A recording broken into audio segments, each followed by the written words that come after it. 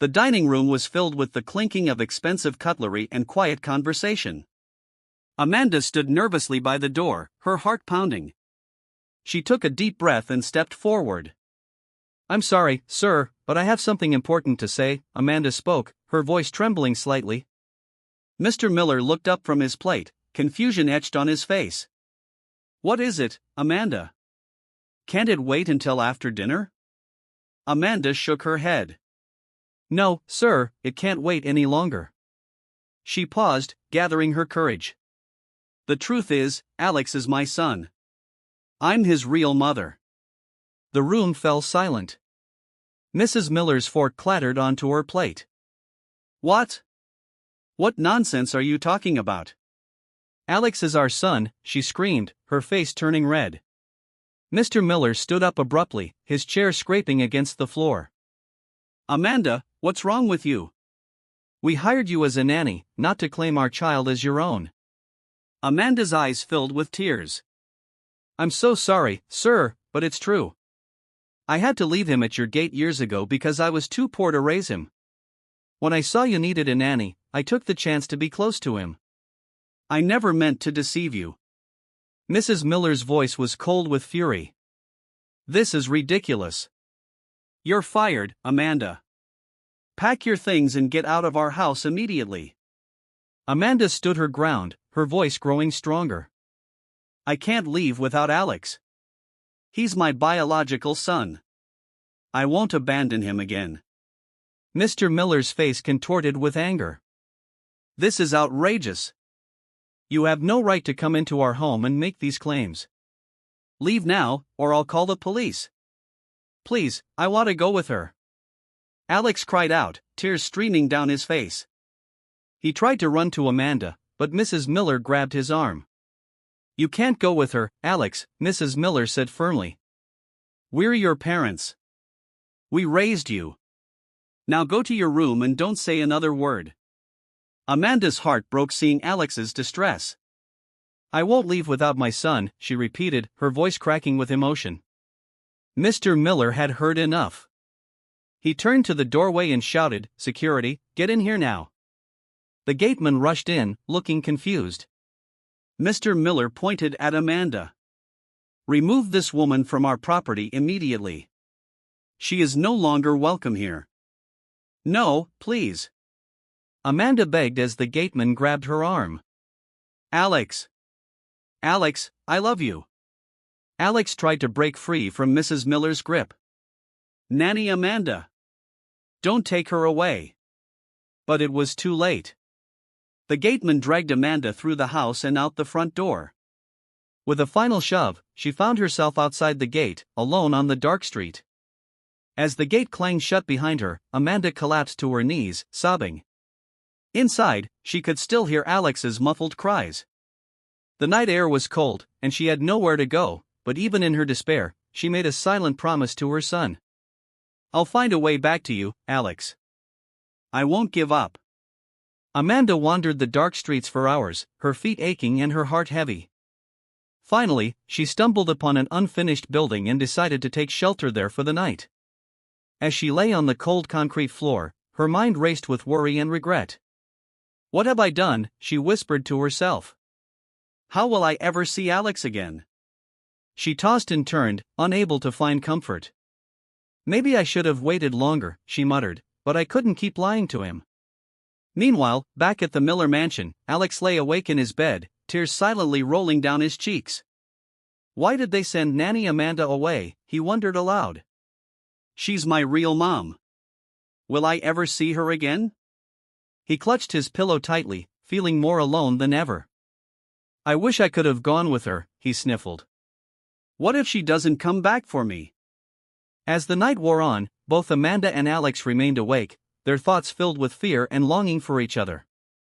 The next morning, Mr. Miller and Mrs. Miller sat in their luxurious living room, their faces etched with worry.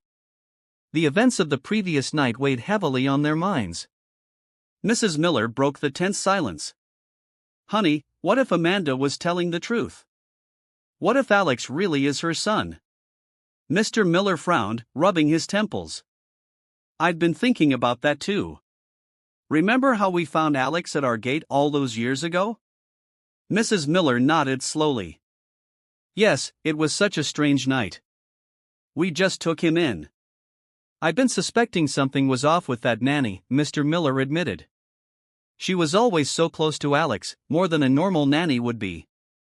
Mrs. Miller's voice rose with anger. I can't believe we hired her. Now she shows up claiming Alex as her own, a boy she abandoned. We're the ones who gave him a good life. Mr. Miller stood up, pacing the room. After all these years of raising Alex, how can she think she has any right to him now? Exactly. Mrs. Miller exclaimed. She's poor. She has no resources. We're the ones who've provided for Alex. She can't just waltz in and take him away. Unknown to them, Alex stood just outside the room, listening to every word. His small hands clenched into fists as he realized the truth of Amanda's words. Later that day, Mr. Miller noticed Alex's change in behavior. Alex, come here. Why aren't you eating your dinner? Alex glared at him, pushing his plate away. I'm not hungry. Mrs. Miller tried to intervene. Alex, honey, what's wrong? You love this food. Stop pretending you care. Alex shouted, surprising both adults. You're not my real parents. Mr. Miller's face hardened. Alex, that's no way to speak to us. Go to your room now. As Alex stormed off, Mrs. Miller turned to her husband, her voice trembling. What are we going to do? He's never acted like this before. Mr. Miller sighed heavily. We'll have to be patient. He's confused right now, but we're his parents, no matter what Amanda says. He'll come around. But as days passed, Alex's behavior only worsened. He refused to eat, barely spoke, and spent most of his time alone in his room. Mrs. Miller and Mr. Miller exchanged worried glances. They were losing the boy they had raised as their own, and they didn't know how to fix it. Amanda sat on the curb, her head in her hands. How can I fight against rich people like them? She muttered to herself. I'm just a poor woman, but I can't give up on my son. Tears streamed down her face as she sobbed openly on the street. A man walking by noticed her distress and approached cautiously. Excuse me, ma'am, he said gently, is everything okay? Why are you crying out here in this heat? Amanda looked up, wiping her eyes. It's nothing you can help with. The problem is too big. The man sat down beside her. Sometimes talking about our problems can help. Why don't you tell me what's wrong? Maybe I can offer some advice or assistance. Amanda hesitated, then sighed. Well, it's a long story, but it's about my son. He's been taken from me by a wealthy family. The man listened intently as Amanda began to share her story, offering her a sympathetic ear in her moment of despair. Amanda took a deep breath and began sharing her story with the stranger. It all started years ago when I was young and poor. I had a baby boy, but I couldn't take care of him, so I left him at a rich family's gate, hoping they'd give him a better life. The man nodded for her to continue. Recently, I got a job as a nanny for that same family. I didn't know it was my son at first, but when I realized, I couldn't keep it a secret anymore. I told them the truth, and they kicked me out. Now they're keeping my son from me, Amanda finished, her voice breaking. Please, she pleaded, I just want my son back. He's not happy with them. I know it in my heart. The man's expression softened. I understand your pain, but crying won't solve anything. You need to be strong for your son. I think I might be able to help you, but I need to be certain you're telling the truth. Are you really the boy's mother? Amanda nodded vigorously. Yes, I swear it. I can prove it if I need to. The man introduced himself. I'm Anthony, a lawyer. Your situation touches me, Amanda. I want to help you. Amanda's eyes lit up with hope. Really? You'd do that for me? Anthony smiled kindly. Yes, but first, let's get you somewhere safe to stay. You can't keep sleeping on the streets. He helped Amanda find a small, affordable apartment. "It's not much," he said, "but it's a start. You'll be safe here while we figure out what to do next." Amanda looked around the tiny room, tears of gratitude in her eyes. "Thank you, Anthony. I don't know how to repay you." "Don't worry about that now," he replied. "Let's focus on getting your son back." With the little money she had saved from her nanny job, Amanda bought some basic groceries. As she put them away in the small kitchen, she turned to Anthony.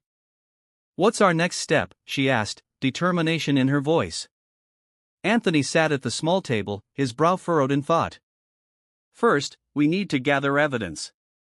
Do you have any documents that prove you're Alex's mother? A birth certificate, maybe?" Amanda's face fell.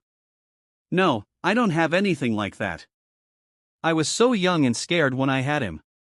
"That makes things harder, but not impossible," Anthony reassured her. "We might need to consider a DNA test. Are you willing to do that?" Amanda nodded without hesitation. "Absolutely. Anything to get my son back." Anthony stood up, a plan forming in his mind. "All right, Amanda. Get some rest tonight. Tomorrow, we'll start building our case. It won't be easy going against a wealthy family, but I promise you, we'll do everything we can to reunite you with your son." As Anthony left, Amanda sat on her small bed, feeling a mix of hope and anxiety. She looked out the window, thinking of Alex. "Hold on, my son," she whispered. "I'm coming for you. I won't give up." 2 days later, Amanda and Anthony stood at the gates of the Miller mansion. Amanda's heart raced as they were let in by the security guard. They found Mr. Miller and Mrs. Miller relaxing on the patio, enjoying the cool evening breeze. Mr. Miller's eyes widened in surprise when he saw Amanda. "You again? I thought we made it clear you weren't welcome here. And who's this man with you?" Anthony stepped forward, his demeanor professional and calm. "Good evening, Mr. Miller.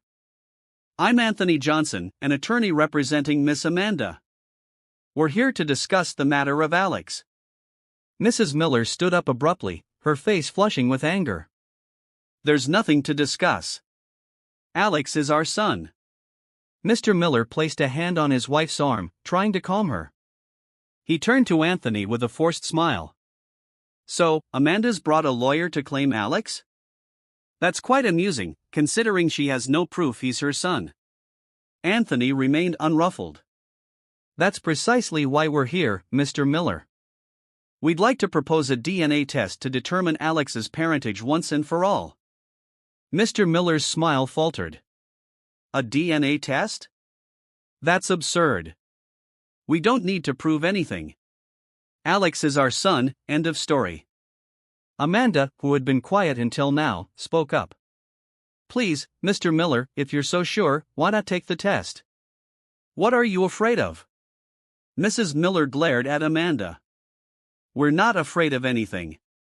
We just don't need to prove ourselves to a woman we employed as a nanny." Anthony intervened, his voice firm but respectful. "Mr. and Mrs. Miller, I understand this is a sensitive issue, but surely you can see that a DNA test would put this matter to rest. If Alex is truly your biological son, you have nothing to lose." Mr. Miller paced the patio, clearly agitated. "This is ridiculous. We've raised Alex for years. We're the only parents he's ever known." "That may be true," Anthony acknowledged, "but it doesn't change the fact that Miss Amanda claims to be his biological mother. A DNA test is the most straightforward way to resolve this." A tense silence fell over the group. Mr. Miller and Mrs. Miller exchanged worried glances. Amanda pleaded, her voice breaking. "Please, I just want to know for sure. Don't you want to know the truth?" Mr. Miller ran his hand through his hair, frustration evident on his face. "And what if the test shows Alex isn't our biological son? What then? Do you expect us to just hand him over to you?" Anthony shook his head. "No one's talking about taking Alex away right now. This is simply about establishing the truth. Any decisions about Alex's future would need to consider his best interests. Mrs. Miller burst out, his best interests are with us. We're the ones who've given him everything. Amanda couldn't hold back her tears. I know you've taken good care of him. I'm grateful for that, but he's my son. I have a right to be in his life. The argument continued, voices rising and falling as emotions ran high. Mr. Miller paced back and forth, clearly torn. Finally, after what seemed like hours of debate, Mr. Miller held up his hand. Enough. Fine, we'll do the DNA test. Mrs. Miller gasped. Mark, are you sure? He nodded, his expression grim. Yes, if it's the only way to put this matter to rest, then so be it. But understand this, he said, turning to Amanda and Anthony, regardless of what the test shows, we won't give up Alex without a fight. Anthony nodded solemnly. We understand. Thank you for agreeing to the test. We'll arrange for it to be done at a reputable clinic as soon as possible. As Amanda and Anthony prepared to leave, Amanda caught a glimpse of Alex watching from an upstairs window. Their eyes met briefly before he disappeared from view. Amanda's heart ached, but she felt a glimmer of hope. Soon, she whispered to herself, soon I'll know the truth. The next day, a tense group gathered at the hospital for the DNA test. Amanda, Anthony, and Mr. Miller sat in the waiting room, avoiding eye contact with each other. After what felt like hours, the doctor emerged with a folder in hand. I have the results, he announced. Everyone leaned forward, hearts racing. The doctor cleared his throat. According to the DNA analysis, the child Alex is Mr. Miller's biological son. A collective gasp filled the room. Mr. Miller stood, stunned. Amanda shook her head violently. No, that's impossible. There must be a mistake. Alex is my son. Anthony gently took the results from the doctor, his brow furrowed as he read. I'm sorry, Amanda, but it's clear here. The DNA matches Mr. Miller. Amanda collapsed to the floor, sobbing uncontrollably. This can't be right. How is this possible? Mr. Miller, still in shock, muttered, I didn't expect this. I truly thought, the doctor tried to comfort Amanda. I understand this is difficult, but the test is highly accurate. Amanda looked up, her eyes wild with desperation. Please, there must be some mistake. Can we do the test again? Anthony placed a hand on her shoulder. Amanda, I know this isn't what you wanted to hear, but we have to accept the results. As the reality sank in, Amanda's cries echoed through the hospital corridor, leaving everyone wondering how this unexpected turn of events could have happened. Amanda crumpled to the floor of the hospital corridor, her body shaking with uncontrollable sobs. Passers-by cast sympathetic glances, but she was oblivious to everything except her overwhelming grief. How is this possible? She whispered between gasps. Alex is my son. I carried him. I gave birth to him. How can the DNA say otherwise? Anthony knelt beside her, his face etched with concern. Amanda, please try to calm down. We need to think this through. Amanda looked up at him, her eyes red and swollen. Think what through? The test says Alex isn't mine, but I know he is. I just know it. Meanwhile, Mr. Miller stood a few feet away, his expression a mix of relief and confusion. He turned to Anthony, his voice steady but with a hint of smugness. Well, Mr. Lawyer, I told you from the beginning that Alex was our son. I hope this puts an end to your client's ridiculous claims. Anthony frowned, clearly troubled by the turn of events. Mr. Miller, I admit I didn't expect this outcome, but you must understand why we pursued this course of action. Mr. Miller waved his hand dismissively. I understand nothing except that you've wasted our time and caused unnecessary stress to my family. Now, if you'll excuse me, I'm going home to my son. As Miller walked away, Amanda struggled to her feet, her legs weak and unsteady. Lawyer, please, she begged, grabbing Anthony's arm, you can't give up now. There must be some mistake. Alex is my son. I don't understand how the DNA could say Mr. Miller is the father.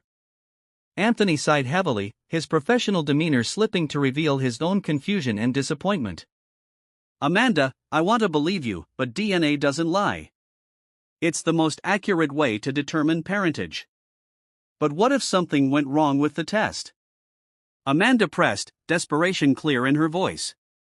What if there was a mix-up at the lab, or what if someone tampered with the results? Anthony shook his head slowly. Those are serious accusations, Amanda. We can't make claims like that without evidence. I'm sorry, but I don't see what else we can do at this point. Amanda's face crumpled, fresh tears spilling down her cheeks. So that's it? You're giving up on me? On Alex? The lawyer placed a comforting hand on her shoulder. I'm not giving up, Amanda, but we need to be realistic. The law is clear on this matter. Without evidence to challenge the DNA results, we have no legal grounds to pursue custody. Amanda pulled away from him, her voice rising with anger and despair. I don't care about legal grounds. I care about my son. I won't stop fighting for him, even if I have to do it alone. With that, she turned and stumbled down the hospital corridor, leaving Anthony standing there, watching her go with a mixture of sympathy and helplessness. Mr. Miller pulled into the driveway of his mansion, his mind still reeling from the day's events. He hurried inside, finding Mrs. Miller lounging on the couch, watching TV. Darling, you won't believe what happened at the hospital today, he said, his voice filled with excitement and confusion. Mrs. Miller turned to him, a sly smile on her face. Oh, try me. I might not be as surprised as you think. Mr. Miller's eyebrows shot up. What do you mean? Do you know something about this? Mrs. Miller laughed, a hint of mischief in her eyes. Let's just say I had a feeling things would work out in our favor. Sarah, what are you talking about? Mr. Miller pressed. The DNA test, it said I'm Alex's father, but how is that possible? Sarah stood up, walking toward her husband. Oh, Mark, did you really think I'd let that woman take our son? Of course, I made sure the test results went our way. Mark's jaw dropped. Wait, are you saying you tampered with the test? Sarah nodded, looking rather proud of herself. I contacted the doctor at Grace Hospital and made sure he'd give us the results we wanted. A little bribe goes a long way. Mark was speechless for a moment, then pulled Sarah into a tight hug. I can't believe you did that. You're incredible. Sarah hugged him back, her voice hardening. That Amanda woman is delusional if she thinks she can come back after all these years and take Alex from us. Not on my watch. Mark pulled back, a mix of admiration and concern on his face. But, Sarah, if this ever gets out, Sarah waved her hand dismissively. It won't. We're in the clear now. Alex is ours, legally and officially. End of story. Despite the setback with the DNA test, Amanda refused to give up on Alex. Each day, she'd wake up with renewed determination. I know I'm poor, she'd tell herself, but I'm his mother. I have to keep fighting. As she sat in her small rented room, an idea struck her. Alex's school, she exclaimed. I can find him there. Amanda paced her room, planning her next move. I'll go to his school, she muttered. I can talk to him there, away from the Millers. She hesitated, worry creeping in. But what if they've told the school not to let me near him? Shaking off her doubts, Amanda straightened her shoulders. It doesn't matter. I have to try. Alex needs to know the truth. She glanced at the clock, calculating the best time to go. I'll wait until just before school ends. That's my best chance to see him. With a mix of hope and anxiety, Amanda prepared herself for the confrontation ahead, determined to reconnect with her son no matter the obstacles. Amanda woke up early, her heart filled with hope. She carefully chose her clothes, wanting to look presentable. As the school day neared its end, she hailed a bike to St. Mary's School. Please, she told the rider, her voice trembling with anticipation. Arriving at the school, Amanda's eyes scanned the compound anxiously. Suddenly, she collided with someone. Oh, I'm sorry, Amanda apologized, looking up to see a familiar face. The teacher's eyes widened in recognition. Wait, aren't you Alex's nanny? Amanda stumbled over her words. Yes, I was. I'm here to pick him up. The teacher frowned, confused. Alex? But he doesn't go here anymore. Didn't you know? Amanda's heart sank. What do you mean? When did this happen? His parents transferred him after he won that big award, the teacher explained. I thought you'd know, being his nanny and all. Amanda's mind raced. No, there must be some mistake. Can I check his classroom? The teacher shook her head. I'm sorry, but that's not possible. Is everything okay? You seem upset. Amanda forced a smile. No, everything's fine. I must have forgotten about the transfer. Thank you. As the teacher walked away, Amanda leaned against a wall, devastation washing over her. She realized the Millers had outsmarted her once again, moving Alex to keep him out of her reach. What am I going to do now? She whispered, tears welling in her eyes. The path to her son seemed to grow more difficult with each passing day. Alex sat at his desk, staring blankly at the open book before him. While his classmates laughed and played outside, he remained lost in thought, his mind filled with worry about his real mother, Amanda. His teacher, Mrs. Johnson, watched him with concern. Alex, she called softly. When he didn't respond, she approached his desk. Alex, she said louder, tapping his shoulder. Alex startled, looking up at his teacher with sad eyes. Oh, sorry, Mrs. Johnson. I didn't hear you. Mrs. Johnson pulled up a chair. Alex, what's wrong? You've been so quiet lately. This isn't like you at all. Alex hesitated, then sighed deeply. It's nothing, Mrs. Johnson. I'm fine. But Mrs. Johnson wasn't convinced. Come on, Alex. I can see something's bothering you. Maybe I can help if you tell me what's going on. After some gentle prodding, Alex finally opened up.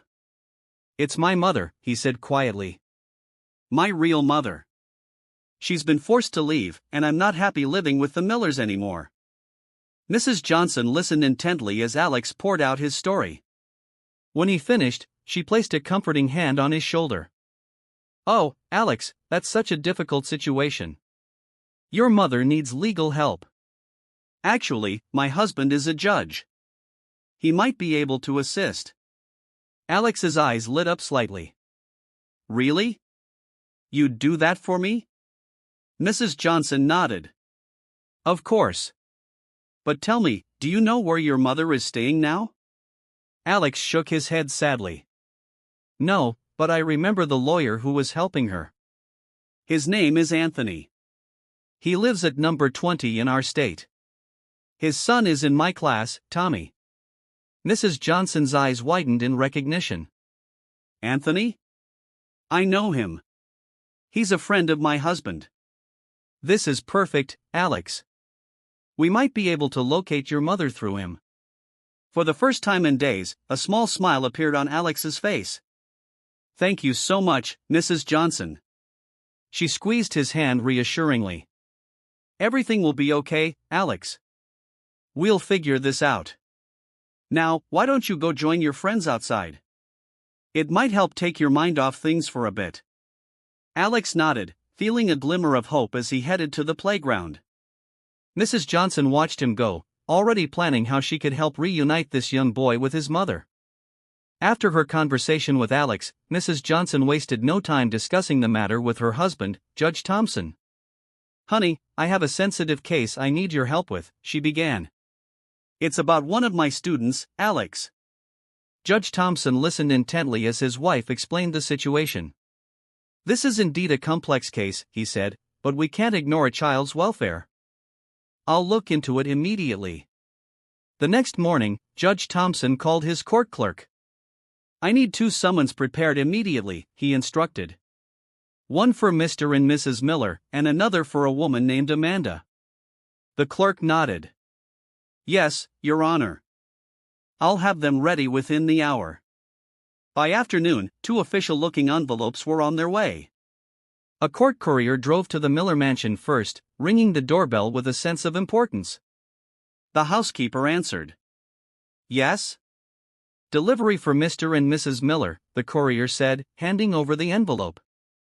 At the same time, another courier arrived at Amanda's small apartment. She opened the door, startled to see the courier holding an official envelope. Miss Amanda, the courier asked. Amanda nodded, her heart pounding. This is for you, he said, handing her the summons before leaving.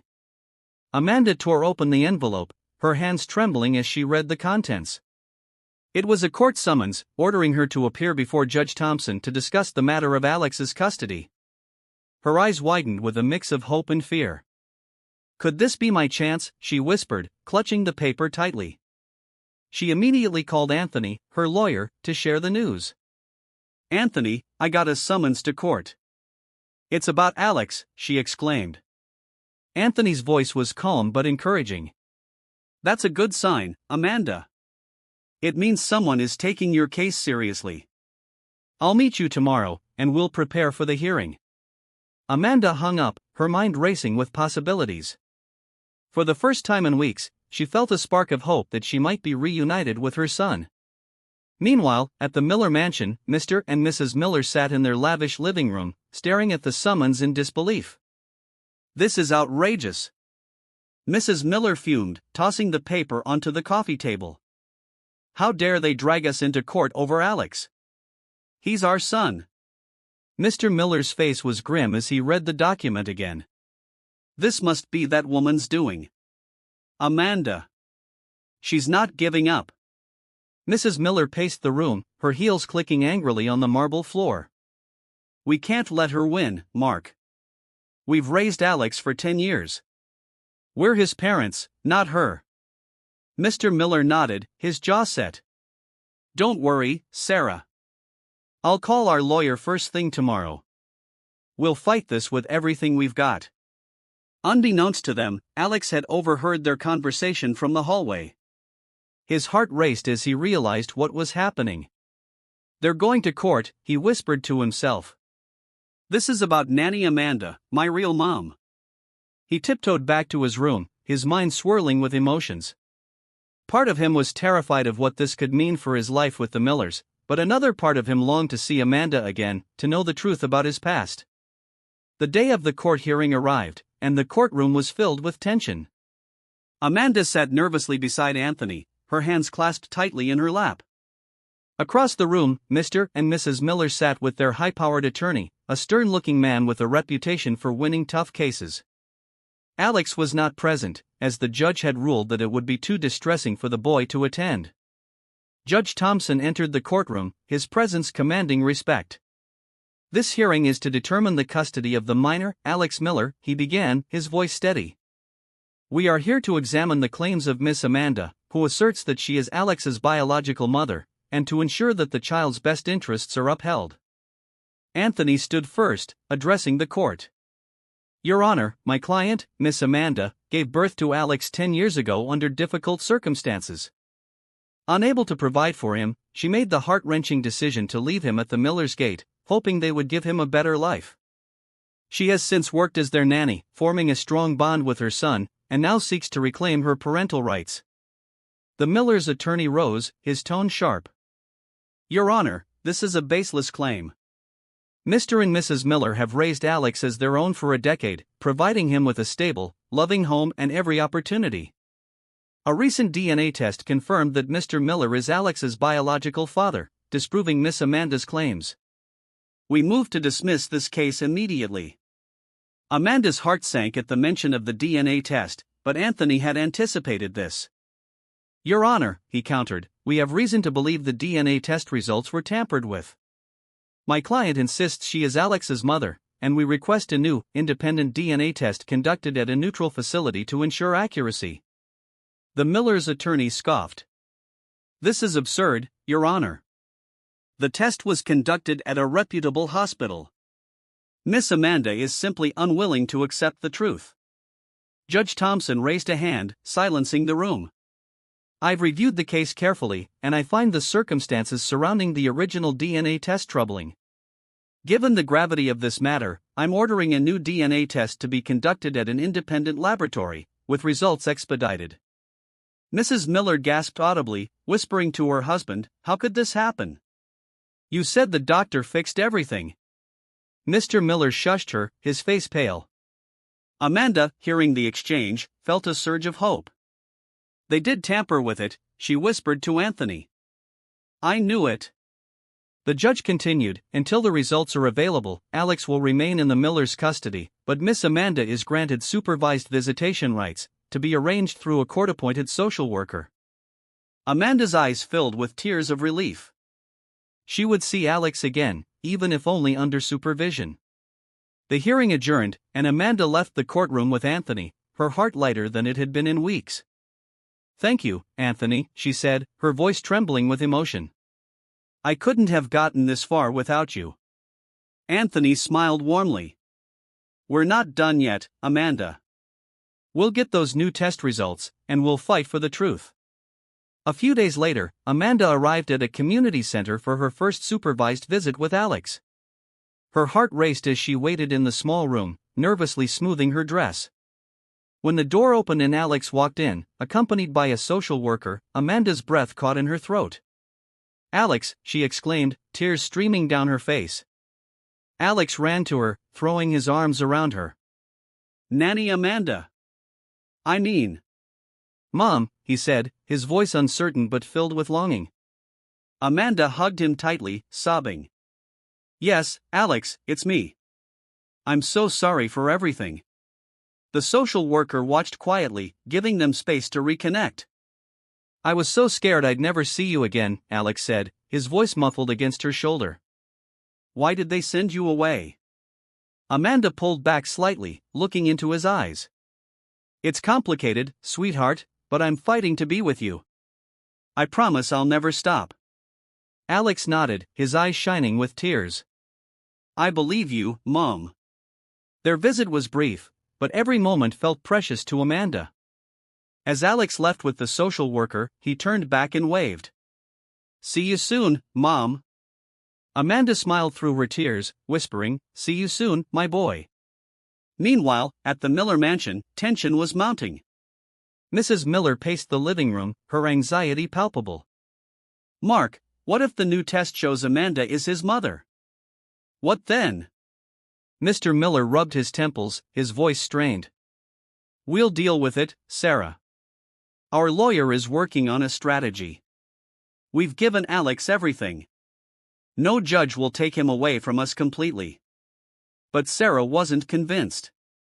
"That woman is relentless. And now with this new test, what if your precious doctor talks?" Mr. Miller's face darkened. "He won't. He knows what's at stake. Besides, we've got the best lawyer money can buy. Amanda's got nothing but a cheap attorney and a sob story."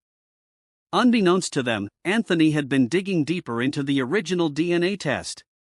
He had contacted a former colleague who worked at Grace Hospital, where the first test was conducted. "I need you to look into something for me," Anthony said over the phone. "Find out if there was anything unusual about a DNA test done for the Miller family about a month ago." His colleague promised to investigate discreetly. A few days later, he called back with startling news. "Anthony, you were right to suspect something. I found records of a payment made to the doctor who handled the test. It's not definitive proof, but it's highly irregular." Anthony's eyes narrowed. "That's exactly what I needed to hear. Can you get me those records?" With new evidence in hand, Anthony prepared to present it to the court. The day of the second DNA test arrived, and Amanda, the Millers, and their respective lawyers gathered at a neutral laboratory. The process was closely monitored to ensure no interference. Amanda's hands shook as she provided her sample, her heart filled with both hope and dread. A week later, the results were ready, and the parties reconvened in Judge Thompson's courtroom. The atmosphere was electric with anticipation. The judge held the sealed envelope, his expression unreadable. "The results of the independent DNA test are as follows," he began, opening the envelope. The test confirms that Miss Amanda is the biological mother of Alex. A gasp echoed through the courtroom. Amanda burst into tears, clutching Anthony's arm. Mrs. Miller's face crumpled, and she buried her face in her hands, while Mr. Miller sat frozen, his face pale. The Miller's attorney stood, flustered. "Your Honor, this is highly irregular. We demand a review of the process." Judge Thompson raised a hand.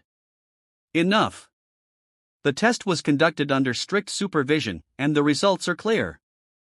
However, I am also aware of allegations regarding the previous test." He turned to Anthony. "Mr. Johnson, you've submitted evidence suggesting possible tampering with the original DNA test. This is a serious matter, and I'm ordering an investigation into Grace Hospital's handling of that test." Anthony nodded. "Thank you, Your Honor. We believe the truth must be fully uncovered." The judge then addressed the courtroom. "Given these findings, the court must now consider what is in the best interest of Alex. Miss Amanda, as the biological mother, has a strong claim, but the Millers have raised Alex for 10 years. This is not a simple matter of biology."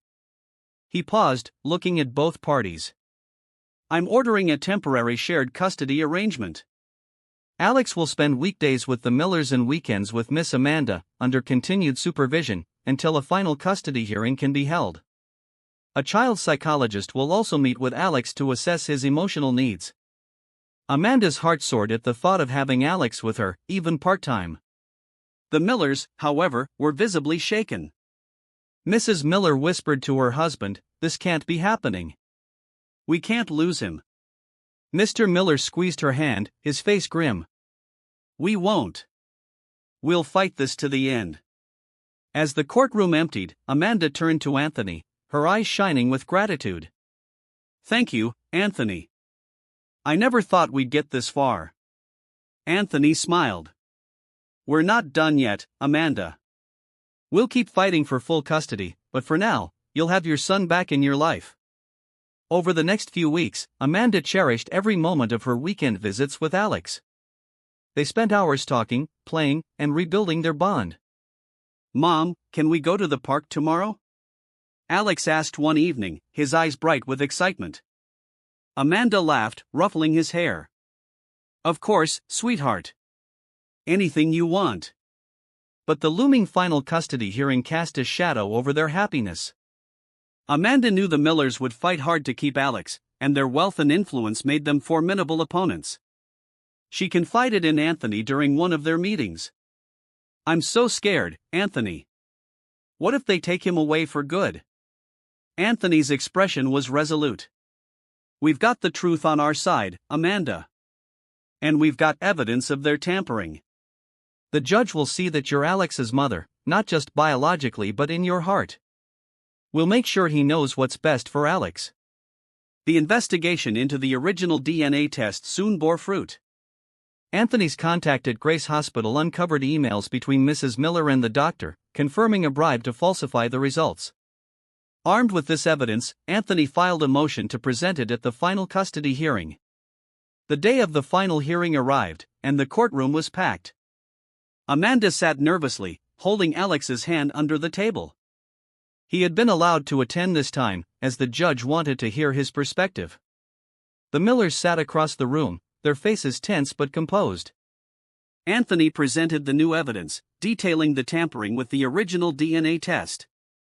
"Your Honor, this is clear proof that the Millers acted dishonestly to maintain custody of Alex," he argued. "Their actions show a disregard for the truth and for Alex's right to know his biological mother." The Millers' attorney tried to deflect. "Your Honor, my clients acted out of love for Alex. They've provided him with a stable, prosperous life. Miss Amanda, while she may be the biological mother, has no means to offer Alex the same opportunities." Judge Thompson listened carefully, then turned to Alex. "Young man, I'd like to hear from you. Can you tell me where you feel happiest and safest?" Alex took a deep breath, glancing at Amanda for reassurance. She gave him a small nod, her heart pounding. "Your Honor," Alex began, his voice clear despite his nervousness, "I love the Millers, and I'm grateful for everything they've done for me. But I feel happiest with Amanda. She's always been there for me, even when I didn't know she was my real mom. I want to live with her." The courtroom fell silent, the weight of Alex's words settling over everyone. Mrs. Miller stifled a sob, and Mr. Miller's face hardened. Amanda squeezed Alex's hand, tears streaming down her face. After a long pause, Judge Thompson spoke. "This is a difficult case, as both parties clearly love Alex. However, the evidence of tampering with the original DNA test is deeply troubling and undermines the Millers' credibility. Furthermore, Alex's wishes are clear, and his emotional well-being is paramount." He looked at Amanda. "Miss Amanda, you have shown unwavering dedication to your son, despite immense challenges. The court awards you full custody of Alex, effective immediately.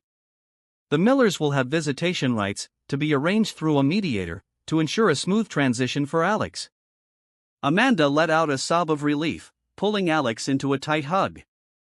"Thank you, Your Honor," she managed to say. Alex clung to her, whispering, "We did it, Mom."